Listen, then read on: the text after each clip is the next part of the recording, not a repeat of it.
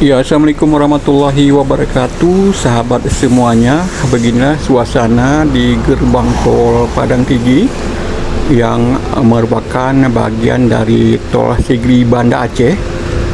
Terlihat antrian panjang kendaraan yang baru saja melakukan perjalanan dari Banda Aceh. Harus antri karena banyaknya kendaraan yang melewati tol satu-satunya di Aceh ini.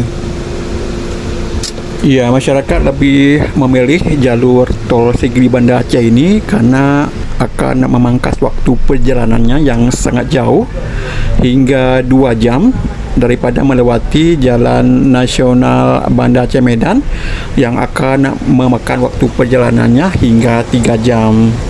Jadi perjalanan dari Banda Aceh menuju Sigli dengan melewati tol Sigli Banda Aceh ini cukup ditempuh dengan waktu perjalanannya 55 menit saja. Ya, sahabat semuanya, terlihat antriannya sangat panjang.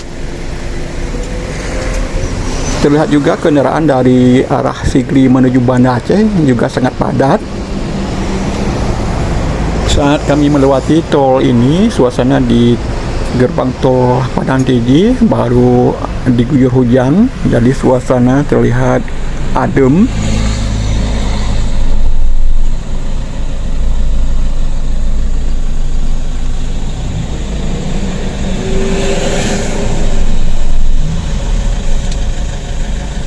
Terlihat juga petugas tol bersiaga di gerbang tol Padang Tinggi ini.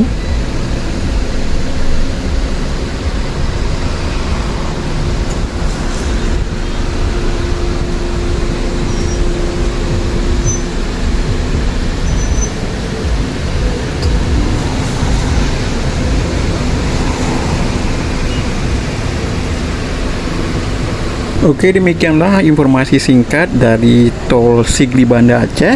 Semoga video ini bermanfaat untuk Anda. Assalamualaikum warahmatullahi wabarakatuh.